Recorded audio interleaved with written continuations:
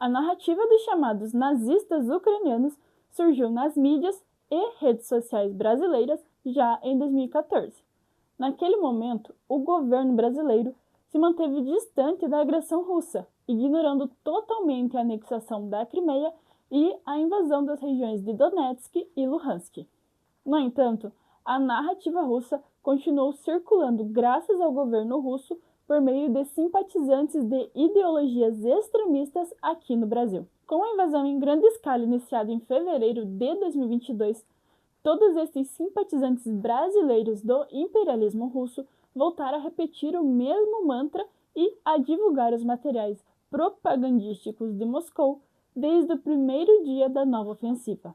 E, aliás, essa é a principal justificativa de Vladimir Putin para bombardear cidades, atacar civis e ocupar territórios. A ideia de que a Rússia está salvando o mundo de uma nova ameaça nazista. Mas, como pode um país ser nazista se o seu presidente é judeu? E como pode um povo que perdeu milhões de vidas contra Hitler ser acusado de carregar essa ideologia? Nesse vídeo, vamos entender de onde surgiu essa acusação, por que ela é falsa e perigosa, e o que está por trás dessa mentira repetida diversas vezes como se fosse verdade. Para entender essa história, precisamos voltar na Segunda Guerra Mundial. Na Rússia, ela leva outro nome. Ela é chamada de a Grande Guerra Patriótica. Foi o momento em que o povo soviético enfrentou e derrotou o nazismo a um custo humano de 20 milhões de mortos. Essa vitória se tornou o pilar do Estado russo. É a origem do orgulho nacional, da ideia de heroísmo e da narrativa de sacrifício coletivo. Desde então, o termo nazista se transformou em algo mais do que uma categoria política. É uma palavra que carrega ódio, dor e dever moral. E a propaganda do Kremlin aprendeu a explorar isso. Sempre que alguém se opõe ao governo russo, seja dentro ou fora do país, é comum que seja rotulado como nazista ou fascista. O termo virou um rótulo automático, não baseado na realidade, mas sim na conveniência. Desde 2014, quando a Ucrânia passou por um levante que derrubou o presidente pró-Rússia, a narrativa de que os nazistas tomaram o poder começou a circular para justificar as ações de Moscou. Não importa se isso ignora completamente os fatos. O importante é ativar emoções. Se o inimigo é nazista, tudo se torna aceitável. Mas o que de fato existe na Ucrânia hoje é uma democracia pluralista, um país com liberdade de imprensa, alternância de poder e diversidade política. Nas eleições parlamentares de 2019, partidos de extrema-direita como Svoboda e Setor Direito receberam menos de 2% dos votos. Não conseguiram sequer eleger deputados. O presidente eleito foi Volodymyr Zelensky, judeu, filho de um professor universitário e neto de um combatente do Exército Vermelho contra o nazismo. 3 dos seus tios-avós foram assassinados durante o Holocausto. Zelensky é também um falante nativo de russo. Foi eleito com maioria esmagadora, com uma campanha baseada na paz, na luta contra a corrupção e na aproximação com a União Europeia. Como alguém assim poderia liderar um governo nazista? É uma acusação absurda que não tem base na realidade. É uma construção deliberada para deslegitimar a Ucrânia no cenário internacional e justificar uma guerra de agressão. Agora, é claro que esse tipo de acusação precisa de um exemplo. E a propaganda russa conseguiu encontrar um: o Batalhão Azov. Criado em 2014 como resposta à ocupação e anexação da Crimeia, bem como a infiltração de milícias paramilitares russas formadas por agentes dos serviços secretos da Rússia nas regiões de Donetsk e Luhansk. O Batalhão Azov contou de fato, em seus primeiros momentos, com a presença significativa de indivíduos ligados à extrema-direita. Havia símbolos controversos e discursos radicais, isso é inegável.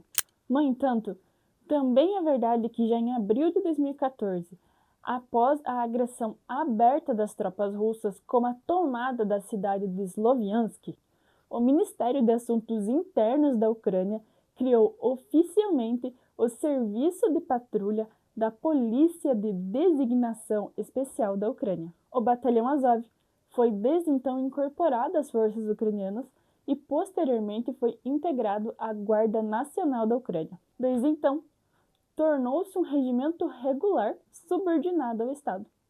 Sua atuação é regulamentada e hoje sua função é exclusivamente militar e não política. Hoje, o Azov é formado por soldados de diversas origens. Há muçulmanos, judeus, cristãos, ucranianos e tártaros. Muitos são pessoas comuns que querem apenas proteger sua casa, sua família e sua terra. Então, por que essa mentira continua a ser espalhada? Porque ela é extremamente útil. Chamar os ucranianos de nazistas é desumanizar o seu inimigo. Se eles são nazistas, quer dizer que não são humanos. E se eles não são humanos, bombardear escolas, torturar soldados, sequestrar crianças e destruir cidades se torna algo justificável. Ao mesmo tempo, essa narrativa confunde o público internacional. Pessoas que não têm acesso a informações confiáveis ou pessoas que nunca estudaram a história da Ucrânia podem acabar acreditando que a verdade está no meio e que talvez a Rússia tenha um bom motivo. E por fim, ela mobiliza o povo russo. Não é fácil fazer um país inteiro apoiar uma guerra injusta, mas se você diz que o seu inimigo é nazista, você aciona emoções, patriotismo, trauma histórico. A mentira se torna um escudo. Como disse o historiador Timothy Snyder, especialista em Europa Oriental, a Rússia está usando o antifascismo como fachada para conduzir uma guerra fascista. É uma inversão completa da realidade. Quem está sendo invadida é a Ucrânia. Quem comete crimes de guerra é a Rússia. Mas a narrativa fabricada faz parecer ao contrário. Essa estratégia tem um custo ainda mais profundo. Banalizar o termo nazista significa desrespeitar as verdadeiras vítimas do nazismo. Reduzir o Holocausto a uma palavra usada em qualquer conflito político é um insulto à memória das vítimas que morreram nas câmaras de gás, nos campos de concentração e nos combates. Por isso, instituições como o Museu do Holocausto nos Estados Unidos e o Yad Vashem de Israel condenaram publicamente a retórica russa.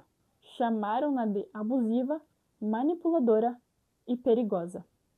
A invasão da Ucrânia não é uma cruzada contra o nazismo.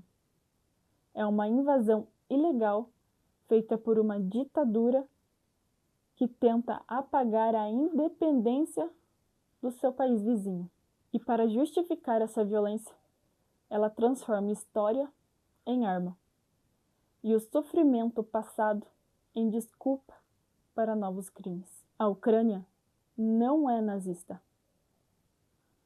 Não há muitos nazistas no país. O que existe é um povo que fala diversas línguas, que tem diversas religiões e que tenta construir uma democracia com todas as dificuldades que um país pós-soviético carrega. O que existe é uma população que está lutando para viver livre, longe da dominação russa, longe das ditaduras e longe da guerra. A mentira da desnazificação é uma das maiores farsas do século XXI. E ela é perigosa, porque ela disfarça o agressor de herói. E ela precisa ser desmentida. Se você chegou até aqui, muito obrigada por ouvir, por pensar e por buscar a verdade. Essa guerra não é só feita de tanques, ela também é feita de palavras. E toda vez que a gente diz a verdade, Nós estamos resistindo. Curta esse vídeo, comente aqui embaixo o que você achou, compartilhe com quem precisa ouvir a verdade e se inscreva aqui no canal, porque a verdade precisa ser dita e escutada mais alto do que a mentira. Até a próxima!